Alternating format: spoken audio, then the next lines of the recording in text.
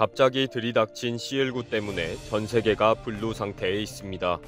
다행스럽게도 화이자나 모더나 등 제약회사의 백신이 개발되어 있습니다. 영국은 세계에서 가장 먼저 화이자 백신의 긴급 사용을 승인했고 세계 최초로 백신 접종에 돌입했습니다. 최초로 백신을 접종하는 모습이 전 세계에 생중계되면서 지구인들에게 희망을 주고 있습니다. 이 와중에 미국 CNN의 생중계 인터뷰가 갑자기 유명해지면서 웃음과 여유를 가지게 했다고 SNS에서 큰 화제가 되고 있습니다.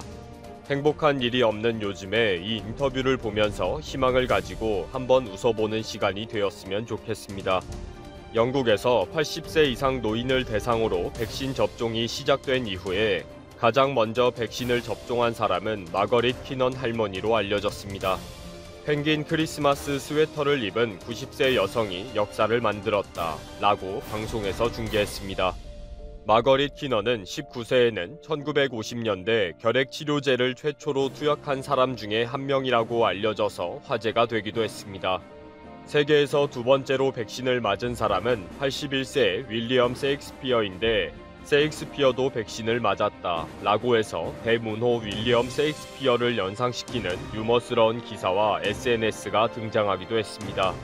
이런 와중에 미국 CNN의 기자가 세계 최초로 진행되는 C19 백신 접종 상황을 취재하기 위해 왔다가 접종을 마치고 나온 한 할아버지를 갑자기 인터뷰를 하게 됩니다. 지나가는 노인에게 주사를 맞을 때 기분이 어땠는지를 물어본 것입니다. 처음에는 간단히 질문하고 적당한 인터뷰 자료를 딸 생각이었을지도 모릅니다. 리포터가 생중계를 준비하다가 방금 백신 접종을 받은 할아버지가 지나가십니다. 어떠셨는지 잠깐 물어보겠습니다. 라고 갑자기 마이크를 들이대면서 인터뷰가 시작되었습니다. 그런데 항상 여유를 부리면서 농담투로 언어 유희를 부리는 영국인의 유머를 이해 못했나 봅니다.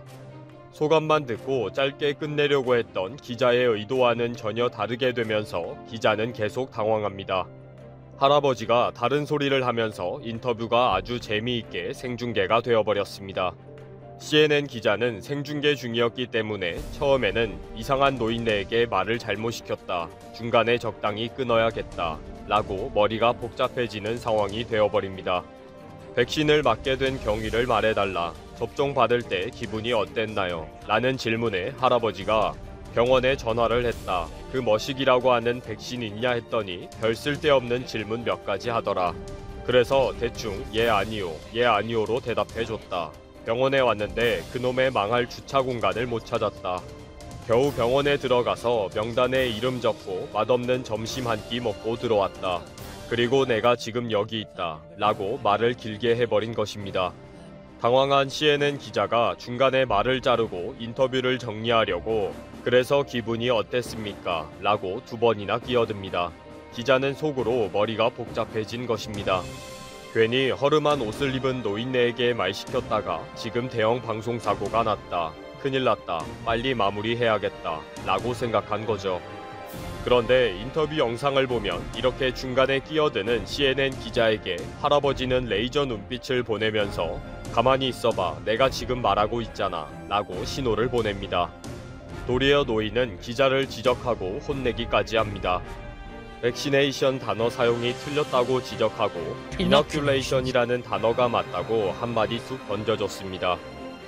이 단어 사용이 맞고 안 맞고를 떠나서 그 와중에 아주 여유있게 기자의 질문 사이에 쏙 끼어들어서 툭 던지는 여유가 놀라울 정도입니다. 기자가 영국에서 가장 빨리 접종을 맞았는데 라고 표현하니까 바로 세계라고 고쳐주었습니다.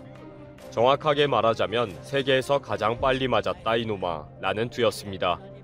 그래서 기자가 바로 수정해서 세계에서 가장 빨리 맞은 소감이 어떻습니까? 라고 물으니 바로 아무 생각 없어 라고 해버립니다. 완전히 들었다 놨다 합니다. 그리고 지금까지 이렇게 오래 살았는데 이제 와서 죽을 수는 없잖아, 안 그래? 라고 한 방을 날립니다. 91세가 된 노인네가 백신을 맞으면서 아직 죽을 때가 아니야. 지금까지 열심히 살았는데 그까짓 C19 때문에 죽는 것은 아니지 않느냐 라는 식입니다. 그리고 다가오는 크리스마스에는 그 벌레가 없었으면 좋겠다. 나는 필요 없어 라고 하기도 하고요. 마지막 유머는 가족들은 아직 접종받은 것을 몰라. 자네가 제일 먼저 알고 있다. 라고 했습니다. 뻔한 기자의 질문에 여유를 부리면서 인터뷰가 여유와 웃음으로 가득 차게 만들어 버린 것입니다. 이 인터뷰가 CNN을 통해 생중계되면서 갑자기 트위터나 페이스북에서 대박 인터뷰로 큰 화제가 됩니다. 영국에서는 국보급 멘트이다. 어떤 이슈이든지 이분의 멘트를 듣고 싶다. 시사 해설자로 모시자. 듣기만 해도 행복하다. 라는 찬사가 이어졌습니다. 해외 언론에서도 초대박 스타 등장이라고 바로 대서특필하는 기사를 올립니다. C19 사태의 전환은 희망과 여유의 소식이 유머스럽게 등장한 것이 아닐까요? 특히 영국인들은 미국의 CNN 기자에게 영국 특유의 여유와 유머를 보여줬다는 사실에 크게 자랑스러워합니다. 영국 내에서 큰 화제가 된 것은 당연하고 미국에서도 영국 노인의 여유를 희망으로 받아들이게 됩니다. 미국 뉴스투데이는 마틴 캐넌의 마지막 멘트인 "지금 죽을 수는 없잖아" 라는 글을 디자인해서 페이스북에 걸어놓을 정도입니다. 미국의 현재 상황이 C19를 수습하지 못해 최악의 상황으로 달려가고 있기 때문에 마틴 캐넌의 여유와 웃음이 곧 다가올 희망으로 보였을 것입니다. 깨어보니 스타가 되어 있었다는 말처럼 전 세계 SNS에서 마틴 캐넌으로 화제가 됩니다. 트위터에 마틴 캐넌이라고 검색을 하면 지금도 트윗들이 쏟아지고 있습니다. 놀라워라. 당신은 도대체 누구입니까? 세계에서 가장 유명한 영국인. 지금 죽는 것은 아니지 않느냐. 상당히 놀라운 멘트이다. 절대 흥분하지 않는 완벽한 침착함. 지금 CNN에서 절제술의 대가 마틴이 등장했다. 이렇게 갑자기 훅 들어온 CNN의 인터뷰에 전혀 긴장을 하지 않고 여유있게 절제된 말을 할 수 있는 마틴 캐넌에 대해 많은 사람들이 도대체 이 사람은 누구인가? 라는 의문을 가지게 했습니다. 당신은 누구입니까? 라는 제목의 기사들이 뜨면서 많은 관심을 가지는 기사들이 올라왔고 몇몇 네티즌들이 정체를 확인해 줍니다. 마틴 캐넌은 인종차별 운동을 이끌었고 대주교 투투의 절친이며 남아프리카 최초의 다인종 학교의 초대이사였다 라고 소개합니다. 그리고 마틴 캐넌은 노벨 평화상 수상자인 대주교 투투의 자서전에도 등장하고 아프리카 민족회의 의장인 올리버 탐보의 기념관에도 기록된 인물이라는 사실이 알려집니다. 이런 놀라운 분이 91세가 되어서 C19라는 엄청난 사태를 만나게 되었지만 여전히 희망을 버리지 않고 미래에 대해 소박한 꿈을 가지고 있는 모습이 우리에게 큰 희망이 되고 기쁨이 됩니다. 원래부터 베트남은 별다른 말이 없었다. 관광객 시설 격리 조치에 한국 여론이 발끈했을 때, 아시아나 항공기 회항에 자국의 대사가 소환당했을 때, 많은 한국인들이 이번 봉쇄 조치에 불만을 나타내는 이 순간에도 베트남은 그렇다. 아직은 많은 점에서 서투르고 투박한 면이 많다. 가끔은 설명이 부족해 답답할 때도 많다. 정부의 공식 발표조차 대변인이 나와 애매모호한 언급을 하곤 그것이 보도되는 것이 전부일 때도 있다. 이는 비단 정부 정책뿐만이 아니다. 베트남 기업을 상대할 때도 개개인을 만날 때도 확실성을 부여하지 않는 어떤 공통적인 특성이 연결돼 있다. 혹자는 이러한 특성을 한 가지 사례로 한국과 베트남의 차이를 명확히 설명한다. 예컨대 한국은 화나는 일이 있으면 그 이전에부터 수없는 경고와 협박을 일삼는다. 그러다가 정작 행동을 하려고 하면 멈칫하고 정작 실행에 옮기는 경우는 극히 드물다. 하지만 베트남은 다르다. 화나는 일이 있어도 경고나 협박은 없다. 꾹 참는다. 그러다 참을 때까지 참다가 바로 행동을 시작한다. 최근 한국과 베트남 관계에 대한 온갖 우려가 쏟아지며 걱정과 비난을 하는 글들이 쏟아지고 있다. 일부 언론들은 높아진 비난 여론을 오히려 부채질하면서 미리 짜놓은 마냥 포스트 베트남 투자처를 거론하기 바쁘다. 이제 말만 보면 당장이라도 한배 관계는 암흑기에 접어든 것만 같다. 마치 바둑에서 보자면 기사는 아직 흑돌을 움직이지도 않았는데 해설자 마음대로 흑돌의 투수 세수를 앞을 예단한다. 지금까지 회자되는 2달 전 아시아나 항공기 회항도 이런 관점에서 비유할 수 있다.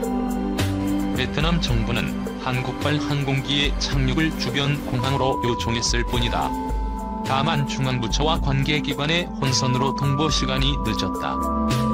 이에 따라 아시아나 항공기 기장은 새로운 활주로에 착륙하는 것에 우려를 나타내고 본국으로 회항을 결정했다. 이를 두고 국내 여론은 들끓어 베트남이 착륙 자체를 금지했다며 비난을 퍼부었다. 일부 극성스러운 네티즌은 아예 베트남 전쟁과 공산당 증오 발언까지 언급하며 메카시즘적 발언까지 서슴지 않았다. 국제항공법상 해당 국가의 요청 시 항공기를 주변 공항으로 안내할 수 있는 규정이 있는데도 말이다. 한국이 베트남 투자 대국으로 올라서고 전략적 협력 관계가 된 지 11년. 여전히 우리가 베트남을 바라보는 한 단면이다. 그동안 수많은 기업들이 진출하고 각 정부 기관은 사무소를 본부까지 격상하며 베트남 알기에 열을 올렸지만 현실은 이렇다. 마찰이 일어나자 베트남 정부의 정책 결정 과정이나 베트남의 특성을 이해하고자 하는 시각은 거의 없다. 제 맘대로의 한국식 해석이 난무한다. 무엇보다 우리가 바라보는 베트남의 일면은 공산국가라는 점이다. 특히 북한식 공산당 체제에 길들여져 온 탓이 크다. 일단 한국에서는 공산당 하면 폐쇄성과 수직적 구조를 바라본다. 북한에서 절대 권력자의 한마디를 던지면 모든 당과 정부 간부는 일사불란한 지휘 아래서 체계를 만든다. 감히 영도자의 의견은 거역할 수 없는 신성영업이다. 하지만 베트남 공산당을 북한식 공산당과 비교하기에는 큰 무리가 있다. 같은 공산당이기엔 겉보기만 같을 뿐 속으로는 완전히 다르다는 것이다. 베트남 정치 전문가인 이한우 서강대 교수에 따르면 베트남 정치 체계는 민주적, 포용적 요소가 접합해 있다. 비록 당과 정부가 한 몸인 공산당식 체계가 있으나 아무리 중앙정부라 해도 수직적으로 모든 부분을 관할하지 않는다. 많은 부분이 지방정부에 재량이 주어진다. 이는 지방정부뿐만이 아니라 각 부처와 각 업무를 담당하는 기관에게도 마찬가지다. 또한 베트남 의회의 권한이 강해지면서 권력 집중도 생각보다는 많이 다르다. 선거도 간접 방식이 아닌 국민들 손으로 직접 뽑는다. 베트남 조국 전선위원회를 통해 공천을 받지만 복수 후보가 나온다. 즉, 인물 중심의 선거가 이루어지는 민주성이 나타난다는 것이다. 앞서 벌어진 다낭 시설격리 또한 마찬가지다. 한국에서는 관광객의 시설격리가 이루어지자 외교부의 통보도 없이 이루어진 점이라며 성을 냈다. 하지만 베트남 정부는 이미 수일 전부터 중앙정부 차원에서 명확하지는 않지만 입국 제한 발언을 시사한 바 있다. 그러자 베트남 일부 지방정부는 이를 일부 확대 해석하는 실수 아닌 실수를 했다. 이에 따라 총리 지시를 소급 적용해 다낭에 온 한국 관광객들이 시설격리 조치됐다. 저희도 시설격리냐에 대한 명확한 기준을 알려드리고 싶지만 이를 파악하기가 쉽지가 않습니다. 베트남 국가지도위원회에서 의견을 내도 각 지방정부와 각 부처가 이를 각기 해석합니다. 또 총리 지시문을 보면 명확히 떨어지지 않고 해석하기에 따라 달라질 수 있는 점도 많아 어려운 점이 많습니다. 한국인 시설격리 문제가 불거졌을 때 대응의 어려움을 토로한 현지 외교관의 전언이다. 시설격리냐? 자가격리냐? 베트남 입국 정책 기준이 명확해지기 전까지 오락가락했던 이유다. 이처럼 베트남은 지휘 체계는 우리의 생각과는 크게 다르다. 그나마 요즘엔 코로나라는 준정시 상황이라 그나마 각 규정을 많이 통일화했다. 평소 같으면 총리 공표령이 지방으로 내려가는데도 시일이 상당히 걸린다. 또 공표령의 자체가 해석의 여지가 많아 지방정부에 권한을 주는 측면이 많이 있다. 이에 따라 항공기가 회항했다면 이게 베트남 중앙정부의 책임인지 해당 부처의 책임인지 또 베트남 민간 항공국 때문인지 쉽게 분간하기 힘들다. 우리는 한 가지 사실을 이따금 외면한다. 한 국가나 사회를 바라볼 때는 복합적으로 바라봐야 한다는 것이다. 주요 민주정치 제도인 대통령제, 내각제, 이원집정제도 적용 방식에 따라 수많은 변수가 있다. 그리고 각국은 각자 고유한 문화적 특성에 따라 정부 정책의 프로세스를 진행한다. 우리가 생각하는 것처럼 단순히 베트남 공산당 한국 입국 금지라는 3단 논법으로 해석하는 문제가 아니란 얘기다. 현재 베트남은 사실상의 전면적인 봉쇄 조치를 실시 중이다. 대부분 상점들이 문을 닫았고 많은 베트남 거주 한국 교민들은 불만을 나타내고 있다. 한국 언론들은 이를 두고 베트남 의료 체계가 열악해 당국이 강력한 조치를 취하고 있다고 해석한다. 하지만 가장 중요한 요인은 베트남 국민들이 쉽게 말을 안 듣는 탓이다. 이 같은 정부 조치에 더 힘든 것은 한국인이 아닌 베트남인들이다. 코로나 제한 정책이 우리에겐 불편함이지만 그들에겐 생계가 달려있다. 하루 벌어 하루 먹고 사는 많은 베트남인들에게는 생존의 문제다. 당국의 강력한 단속에도 계속해